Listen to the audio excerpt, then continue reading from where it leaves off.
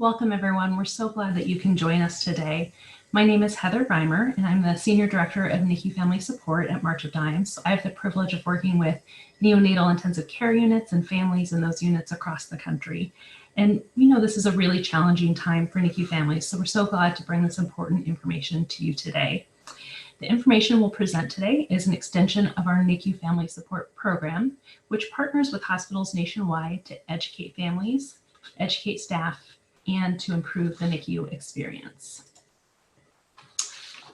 You can see here that this presentation is our second topic in a 5-week series. You can use the link for this session, that Zoom link, to attend any of the future sessions you see on the list here. The topics we'll present in this series underwent a nationwide 18-month evaluation, and the results showed an increased level of parenting confidence and parenting knowledge. So today we'll be presenting information on caring for yourself during a crisis with a lens for the impact of COVID-19 and all the things that that's doing in our lives right now. So a couple housekeeping items to get out of the way before we get started. First of all, we're going to take a super quick poll just to better understand who's on the phone and learn a little bit more about you. So let me go ahead and launch that. So we'd love to know just a little bit about your journey or why you're here today. If your baby is currently in the NICU, if your baby is home from the NICU, perhaps you are expecting a baby and you think you might need to go to the NICU. Maybe you're a healthcare or a NICU staff member, or you may be another category, maybe a friend or a family member of someone who has a baby in the NICU. So I'll give just a couple more seconds to get those votes in.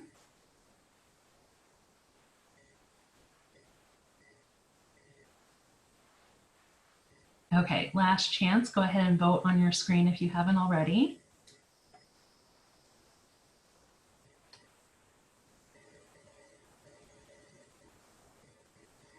Okay, I'm going to go ahead and end this poll and share our results.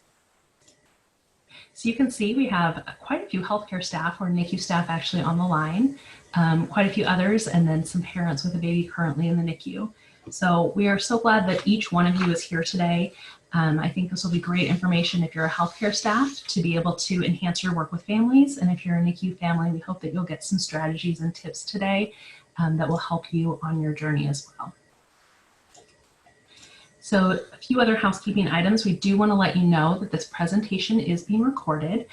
Only the active speaker and the screen share is being recorded, so nothing on your end will be recorded. But we have a high level of interest and know that there's lots of things happening when you have a baby in the NICU, or you may have other children at home or other needs happening. So registrants may not have been able to actually join today's session live. So we'll make that recording available for all registrants to watch later on demand. And as we go through the information today, I'm sure you'll have lots of questions. Go ahead and use the chat feature to send those questions in and ask those of our panelists, and we'll have time for Q&A at the end. Today, our panel consists of Rebecca Coonan and Dr. Alan Lancey. So I'm going to introduce Dr. Lancey first. He is a recently retired neonatologist from Pittsburgh. He's worked in multiple hospital systems across the state of Pennsylvania, and is here today to make sure we can answer any questions that you have about your baby and your transition home.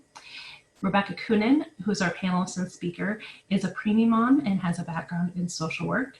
She started with March of Dimes as a NICU Family Support Program Coordinator at St. Luke's Hospital in Kansas City, and after about 4 years, she transitioned over to our national team, and we're so happy to have her on board as a manager of NICU Family Support with our program. So if you guys want to say a quick hello. Hello. Thank you for having us.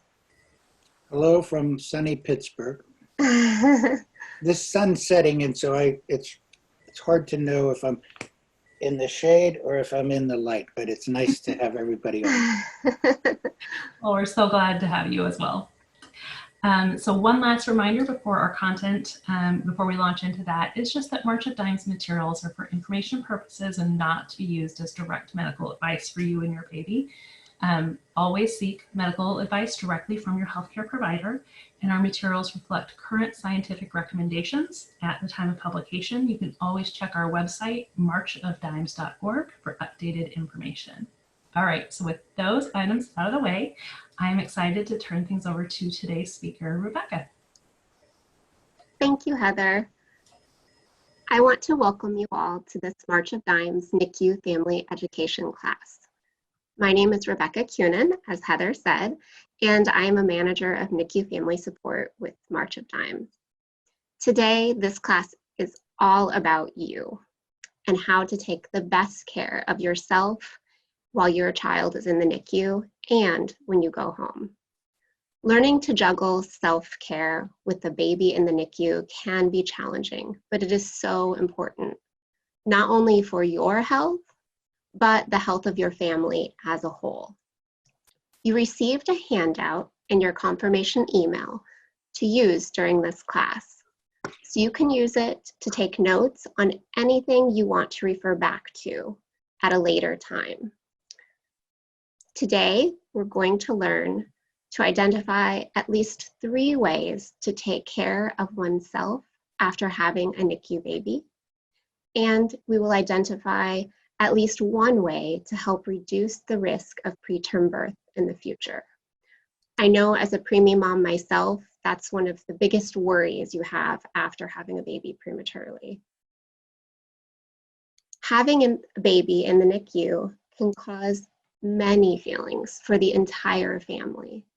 This may include feeling guilty, helpless, sad, angry, scared, happy, proud, or even excited. And the pandemic we are in is heightening all of these feelings and potentially creating new areas of anxiety or sadness. Keep in mind that there is no normal way to feel. Also, remember that you and your partner or other family members may cope differently. In fact, it's very common for mothers and fathers to cope differently with the NICU experience. There is also a grieving process to accepting that your pregnancy did not go as planned, and the vision you had for those first days and weeks together with your baby are far different than the reality you are attempting to navigate. There are a lot of ways to get support and take care of yourself. Today, we will talk about ways to take care of yourself while your baby is in the NICU and after you go home. What kinds of things cause you stress? We're going to use the Zoom polling feature, which Heather will pop up on our screen.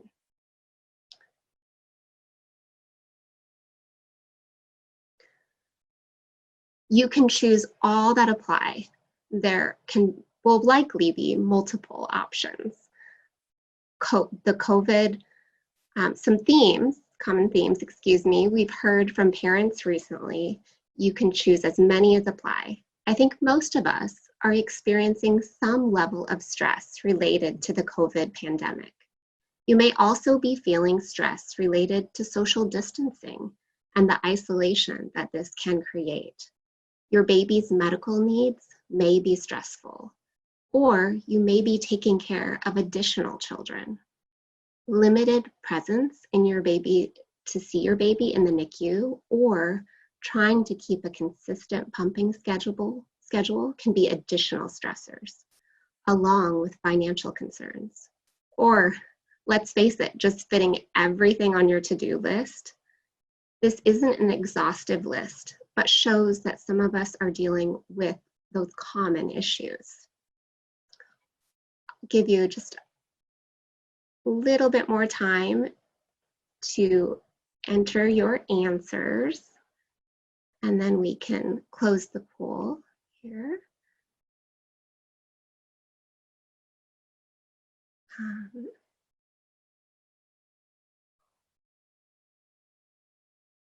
Okay. Heather, if you think we've gotten enough answers, we can close that and share our results here.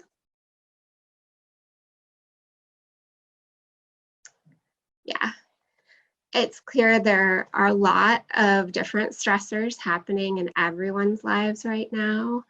But pretty much everyone, of course, has identified the pandemic we are living in as a stressor, and social distancing, that isolation component. You know, we are meant for connection, and it makes everything especially hard when we're not able to be with those that help us physically. When you have a lot that causes you stress, you can feel overwhelmed and like you can't cope with anything else.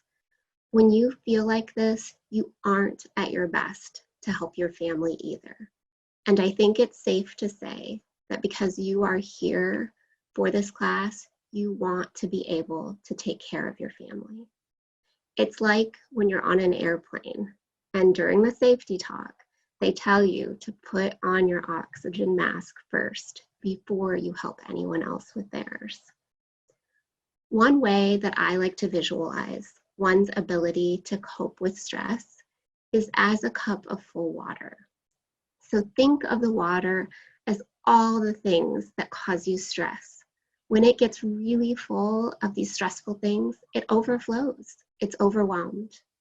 So how do you keep your cup from overflowing? We can control some things that cause us stress. And yes, there are some that we can't. At times, it may feel like everything is out of our control. And I think that that's a feeling that resonates with all of us this last couple months. But one technique for managing stress is to focus on or even seek out things we can control. So let's talk about some ways to do this in a healthy way. There are some simple things that you can do each day to manage your stress level. An easy way to reduce your stress is to have a routine that you do each day. By organizing your day like this, you won't have to make decisions about it anymore. What I mean by this is if you make checking in on your baby, whether in person, a virtual visit, or a phone call at 9 a.m. each day your routine, then you don't need to decide when to do this each day. Some of you may have a routine and not even know it. Even little things like waking up, taking a shower, eating breakfast can put your day on a good path.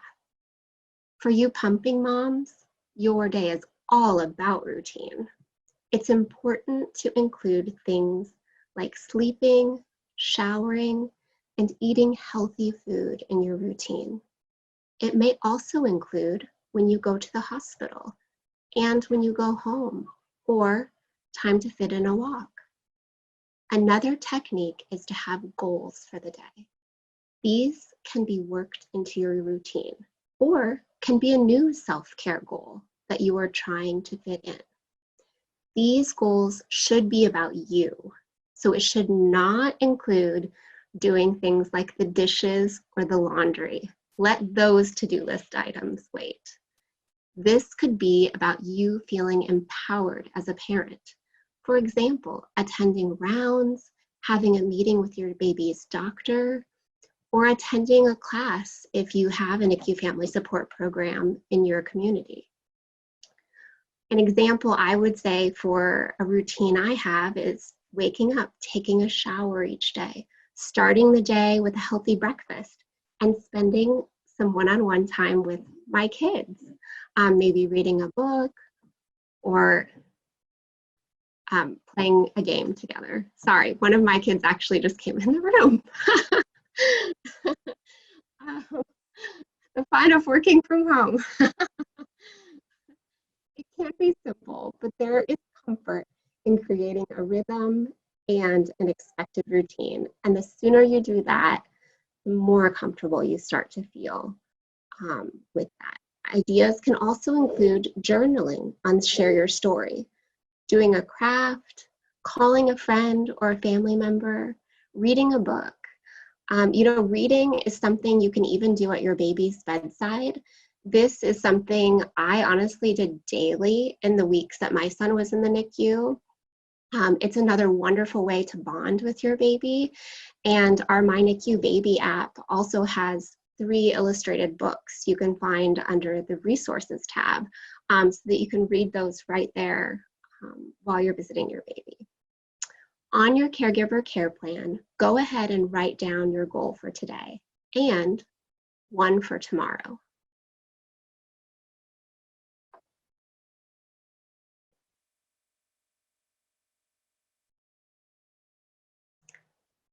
I like to think of this caregiver care plan as your permission slip to take care of yourself.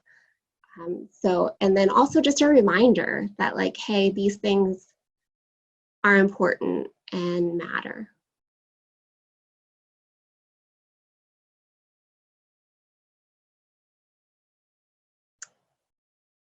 Next, we're going to talk about asking for help and accepting help from others. So sorry, give me just 1 second.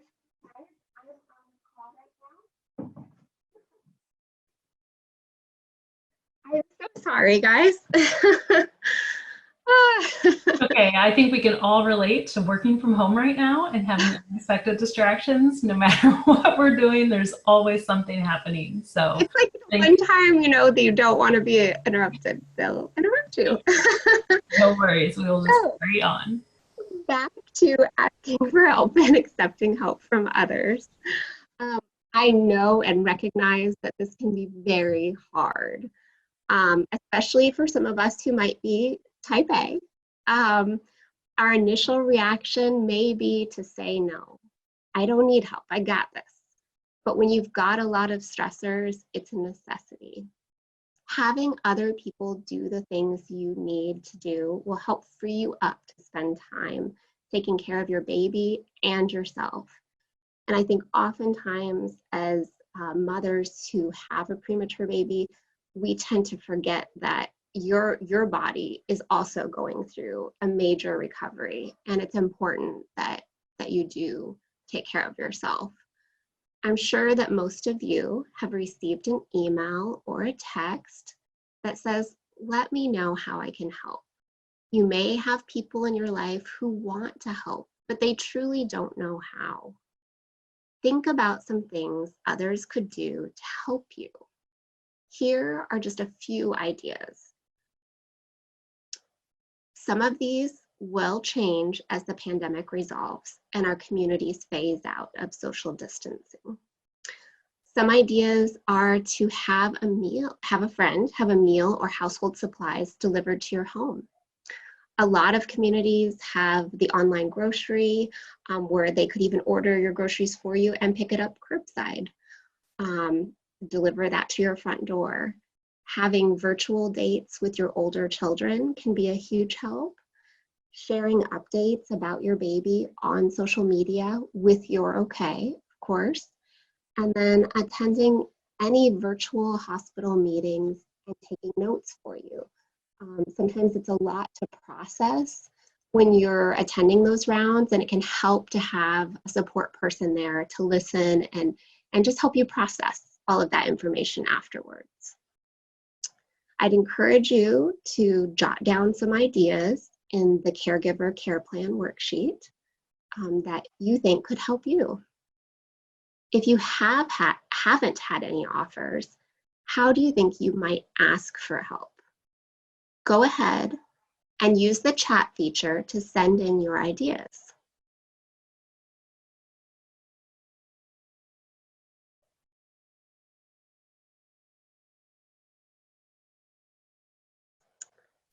Okay, I'm seeing some great ideas come in here. Let's see, reaching out and asking a friend, contacting a church group. A lot of good ideas. Oh, and someone, this is a wonderful one, especially this time of year, somebody to help with yard work for you. And then the Zoom or FaceTime activities for your older children. There are so many great virtual resources for kids to engage in right now. And asking a church or community group that you're a part of is definitely a wonderful way to get others to help support you. One way to organize help while being hands-off is to ask one trusted friend or family member how they could help you. This could be organizing meals, like through Meal Train, or take them a meal, or some of the other ideas we've already talked about. While eating healthy foods, oh, sorry, I jumped ahead there.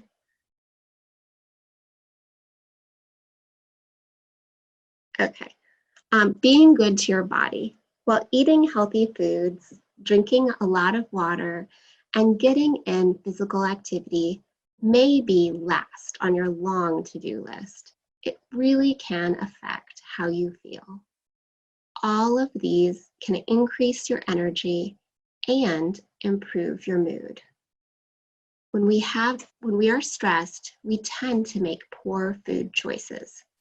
But this is the time when you need healthy food the most.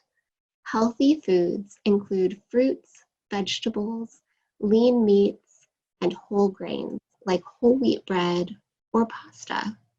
If you want to learn more about what foods to include in your diet and how much to eat, go to choosemyplate.gov or use their app, MyPlate.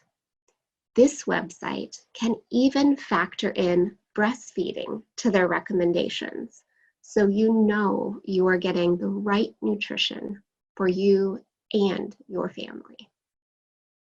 In order to avoid the drive-through extra large French fries on your way home from the hospital, or when you are ordering food for delivery, think about some healthy foods that you can eat on the go and plan ahead so that you have something healthy to eat when you are hungry. Some healthy foods that you can plan on eating include smoothies, whole fruit, packaged low-fat cheese, low-fat yogurt, baby carrots, and hummus. Again, this is another way that your friends or family members could help support you by preparing these things so you don't have to think about it and they're easy for you to grab and go. Drinking a lot of water can help too. This is especially important for moms who are providing breast milk. Keeping a water bottle with you and taking quick breaks to refill it will help you stay hydrated. Doing things like going for walks and playing outside with your older children can help you stay active. Even on busy days, getting just a little bit of activity can give you an energy boost and help reduce your stress level. Check with your doctor if you have any questions about how much activity is okay for you, especially if you just had a baby. And of course, be sure you are practicing social distancing right now while doing any of these activities. Make an effort to get sleep when you can. This may will look like shorter blocks of sleep if you're getting up to pump during the night, but nap when you can during the day. Think about things your partner can help with so you can get more sleep, such as cleaning your pump supplies or preparing you snacks or food to eat. And finally, don't smoke or abuse alcohol or drugs. For moms, it was recommended that you avoid these during pregnancy. But for all parents and caregivers, these can really impact your ability to take care of your baby. Secondhand smoke and third-hand smoke, which is what is on someone's clothes or in their hair after smoking, can be harmful for your baby. Children exposed to secondhand smoke are more likely than other children to have ear infections, colds, pneumonia, bronchitis, severe asthma, and sore throat, and even sudden infant death syndrome, also called SIDS. This is the unexplained death of a baby younger than 1 year old. So take a moment to write down some of these ideas for eating well and being active on your caregiver care plan.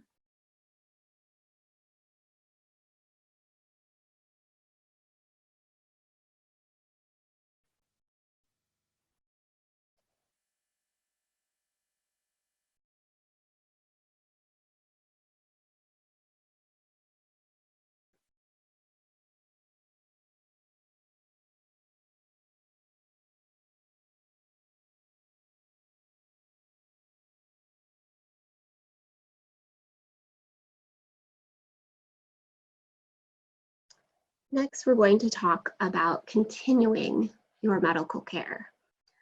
Moms, I know when you were pregnant, you likely saw your healthcare provider a lot, and you're not done yet. If you haven't already, go to your postpartum visit, which is within 6 weeks after your baby is born. At this appointment, there are 3 things you should talk to your healthcare provider about. First, you will likely talk about birth control. It's important to not get pregnant too soon, as your body needs time to recover from pregnancy and childbirth. Experts say most women should wait at least 18 months before getting pregnant again. You and your provider can decide what kind of birth control is best for you. Secondly, let your provider know what happened with your last pregnancy. If you had a premature birth, talk with your provider about what treatments can reduce your chances of having another premature baby or other problems with your pregnancy. Continue with regular health checkups after your postpartum visit.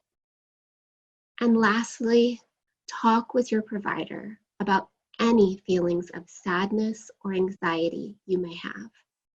Having a baby in the NICU puts you at a higher risk for postpartum depression and anxiety. So it is important to know what to watch for. Having a baby in the NICU, as we've discussed, can be an emotional time for parents. You may feel sad and worried. Lots of NICU parents feel this way. The stress of having a baby in the NICU may be increased by the current pandemic and possible limitations on being with your baby. But there may be other reasons you feel sad. For example, you may have the baby blues.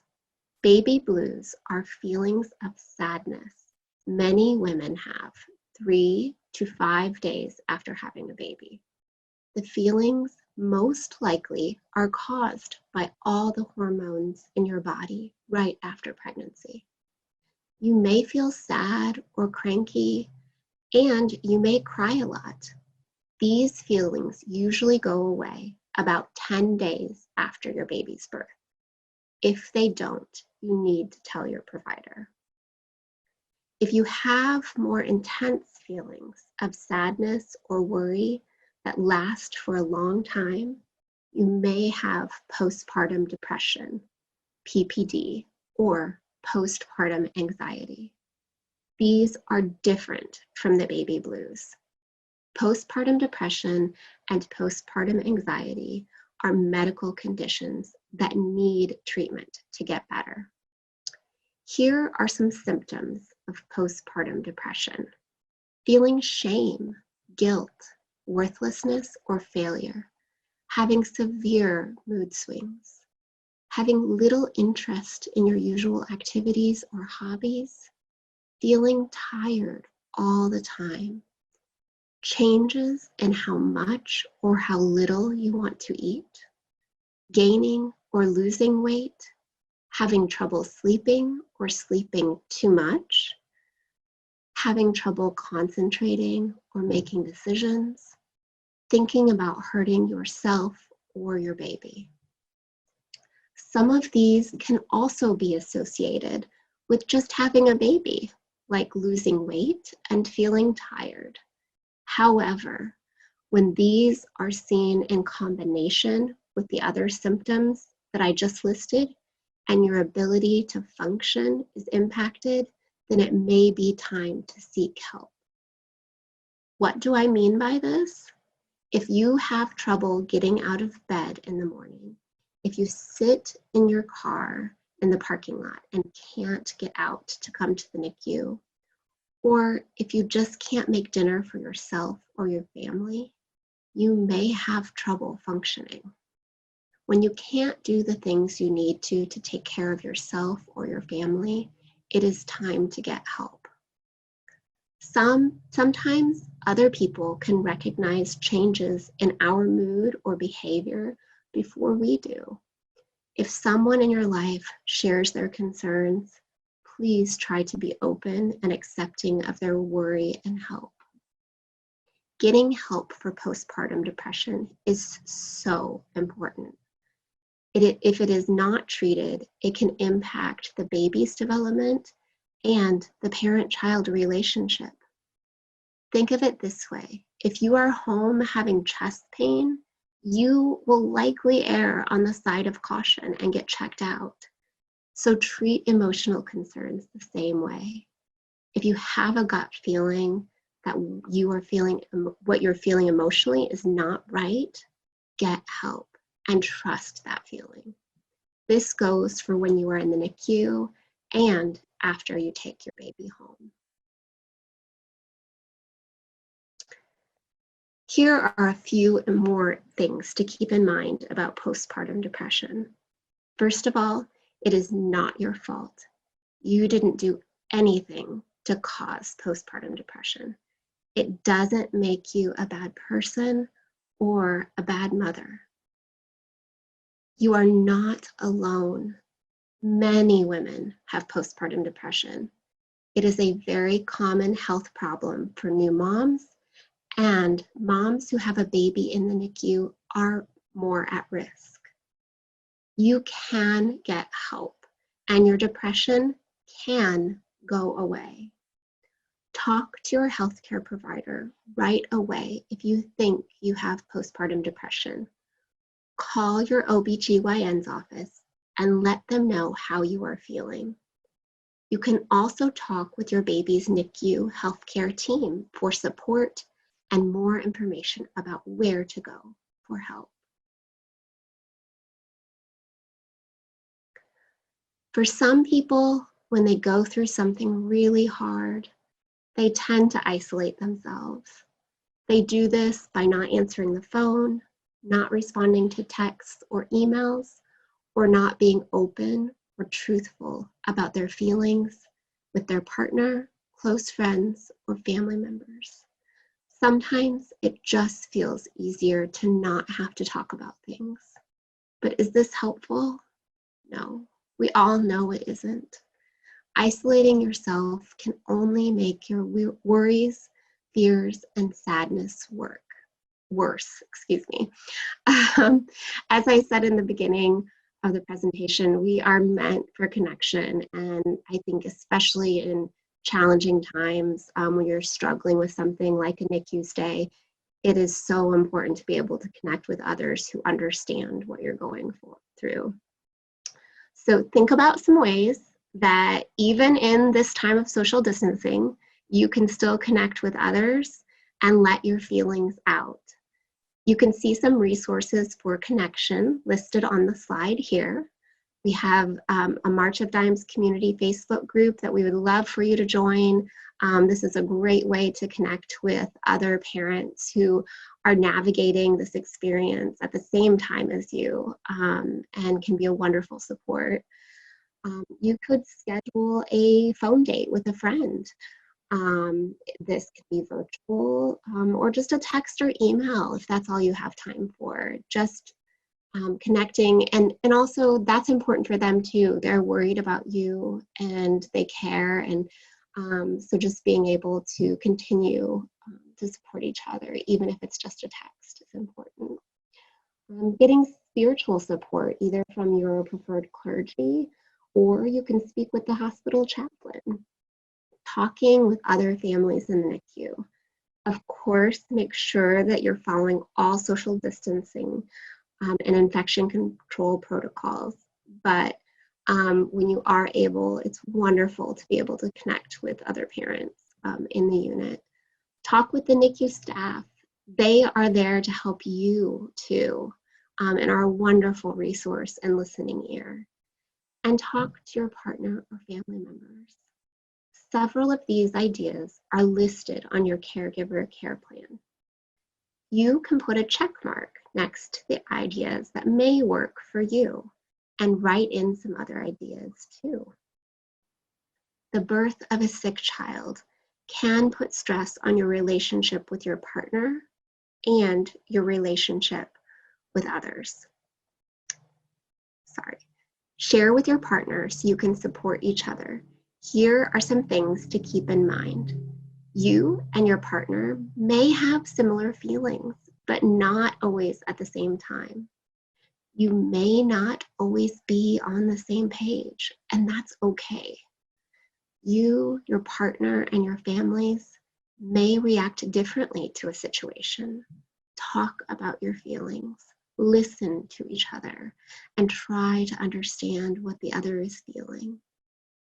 You, your partner, and your families may not agree on how much information you want to share with your friends and other family. It's important to respect differences and decide what information you are both comfortable sharing. You can come up with a script of what you'll say to others about how your baby is doing and decide how to share it. This can be through pictures, blogs, social posts, emails, whatever works best for you and your family. You may start getting bills for your baby's NICU stay while he's in the hospital. This may add to the stress that you're already feeling. Find out what costs are covered by your health insurance and what costs you may need to pay for. If you have not done so already, call your health insurance company and add your baby to your plan. If you do not have insurance or your insurance doesn't cover all services for your baby, ask the NICU social worker or case manager what to do. They may suggest that you apply for more insurance or financial aid, which may include hospital Medicaid or Social Security insurance programs. Having more insurance may reduce your baby's medical bills. You also may be able to talk with someone from the hospital finance department about setting up a payment plan. Many parents find it helpful to start a folder of letters and bills related to the cost of their baby's medical care.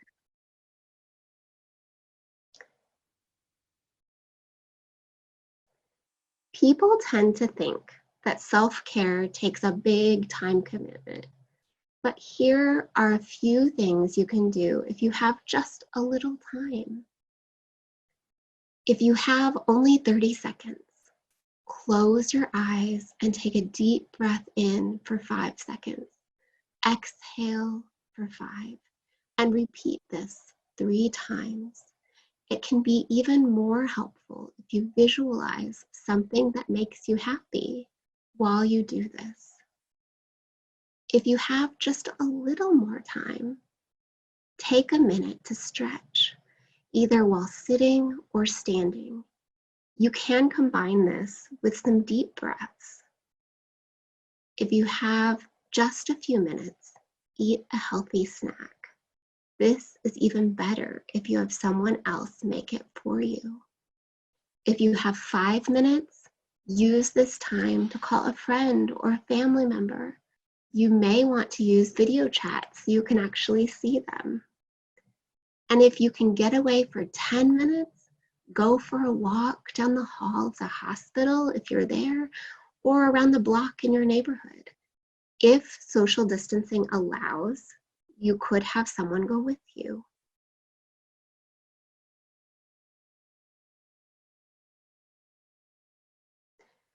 Some things to remember. You can reduce your stress by creating a routine and accepting help from others. Do your best to eat healthy and do something active every day. Don't smoke or abuse alcohol or drugs, and don't let others do these around your baby. And if you haven't already, go to your postpartum visit. Talk about birth control so that you don't get pregnant again too soon. Then go for regular health checkups with your provider.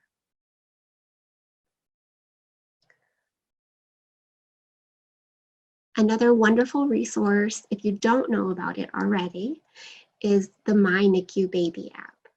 We've created the March of Dimes My NICU Baby app to provide answers, tools, and support so you can focus on your baby during what is often a difficult time. Learn about NICU policies, staff, equipment, and terminology on your own schedule. The app has been developed and designed by experts to help you advocate for the best care for your baby. This can continue to be helpful once you are home from the NICU. The highlights as a former preemie parent, I think, are the feeding and weight trackers, which we all get very fixated on having a preemie. And this can help long after the NICU.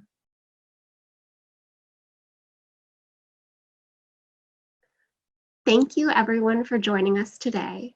Now I'd like to turn it back over to Heather to facilitate any questions that have come in during the presentation. Thanks so much, Rebecca. We really appreciate you presenting that information today. One question that did come in that was a little bit more of a logistical question that I wanted to address was that someone asked if they missed the first presentation in the series, could they still view that recording? Any session that you register for, whether you're able to attend or not, you'll receive a follow-up email that will have the link to review and watch the recording on demand later. So if you registered for one of the sessions but weren't able to actually attend it live, no worries, you'll still get that recording link. If you maybe registered for the session or for the series after that first session and you missed last week and you'd like that, feel free to just chat your email address to me and I'll get that to you. I'll get that recording link out to you. So a few questions have come in, but you can continue to use your chat feature to send in more along the way. One thing that came in was just thinking about, the idea of going for walks and the idea of when your baby is coming home from the NICU. How do you deal with that? If you're gonna, take a walk for yourself for self-care, and we're thinking about our community being in the middle of a pandemic, is it safe and okay to take your baby out for a walk in your neighborhood with you? Is there anything you should do to protect them? I know most of our communities mandate that we should wear a mask. Dr. Lancy, can you speak to that and whether they should ever put a mask on their baby and how to take their baby out appropriately? If the baby should not wear a mask, the baby should never wear a mask, and children until they're at least 2 years old. You need to be able to physically remove the mask. Some children with long-term CP may not be able to do that, but in order to effectively wear a mask, you have to be at least 2. My camera went out sometime over this, and I asked Heather to put up a picture of a movie star. But for those of you that were at the beginning and actually saw me, it wouldn't be George Clooney, but I'm pretty close to Wilford Brimley from Cocoon, The Firm, and the diabetes commercial. That's closer to what I really look like. But a mask for parents, definitely if you're out and about and you're going to run into other people, and older siblings if they're with you when you're outside. When you're in your house, if the mother is COVID positive, needs to wear a mask for sure when breastfeeding, but it is something that the baby should never wear a mask. Another suggestion too with that I often tell parents is if you're worried about anyone approaching you with the baby, wearing them in a baby carrier is a great way to keep them close, and people are less likely to get into your physical space. You need also to be your child's advocate. Somebody comes over and says, oh, let me take a look. Isn't that a beautiful baby? You just have to say, you don't have a mask on, keep your distance. And I'm the mother, I'm the father, I'm the grandmother. Please don't get so close. It's a great reminder. We are always our baby's best advocate. Dr. Lancey, can you speak just to, there's a lot of information out there. We shared a lot of information today. Can you share what you think are the trusted resources that parents should go to if they have questions that they're thinking about that maybe they don't want to ask now or that they think about later? What are the most trusted information sources that you, as a neonatologist, send parents to? For sure, the March of Dimes, and they have a series of, and I'm not just sucking up, that's really a good resource, and it's all that. And the other one is American Academy of Pediatrics. You can go, and your local pediatrician. We all have made changes in our practice. We all have altered the way we do things because of COVID-19, but the pediatricians know, and American Academy of Pediatrics. Sometimes I find the CDC website a little bit too technical for lay people, but that's also reliable. And but American Academy of Pediatrics, March of Dimes. And as Heather said before, all of these talks, there's 3 more and the series after this, will be recorded and they'll be in the archive so you can log on and look at them. And a website I really appreciate from the AAP is called healthychildren.org. For those on the phone or on the Zoom call today, if you haven't looked at healthychildren.org, I would really recommend you do so. It's from the American Academy of Pediatrics, so it's trusted information. But like Dr. Lancey mentioned, sometimes the AAP website or the CDC website can be a little bit more technical, and Healthy Children does a really nice job of translating all of that and making it very readable and answering parents' questions in a very easy way where you're getting trusted information that's super easy to understand and apply to you and your baby. Rebecca, I'd like to throw a question to you about self-care as parents are, preparing to bring their children home from the NICU. It's one thing to take a walk or to, take a nap when your baby is in the NICU and being cared for 24/7. But what about that transition? How can you, do you have any tips or tricks of how parents can navigate that? Sure. I think, as I talked about before, having a routine when you first get into the NICU, and then again, that routine changes, which happens a lot in parenthood. You get a routine down and it changes again. But when you first come home from the NICU, trying to develop a routine that works for you and your partner or support person is really vital to the self-care for both of you, I would say. My son, when we brought him home from the NICU, was what I would lovingly say a high needs baby, and we got very little sleep. And so we would set up kind of a schedule where he would take the first half of the night feedings, and I would take the next half, of course, feeding it, getting the pumping sessions in there too. But and then in terms of self-care, if you are pumping, you are just hungry all the time. And it's so important that you take care of yourself. So having food that is maybe provided by your friends and family can be such great support. And they can, you can set up a cooler on the porch and they can drop off. But that's a huge help too. And just one less thing on your plate, because any mom who's been through that will tell you it's quite the, pumping every so many hours and then washing pump equipment and feeding baby, whether bottling or breastfeeding, takes up a majority of your time. So any supports like that you can have in place will be a huge help.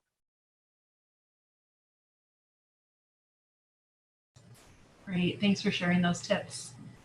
Dr. Lancey, one other question regarding, when babies come home and, many NICU babies need additional home health care when they leave the NICU, or they may need, every NICU baby is recommended to go pretty quickly to their pediatrician appointment. And that means bringing people into your home and then taking your baby out in the community, which right now during the COVID pandemic is a bit challenging.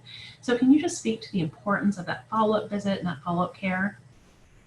It is extraordinarily important.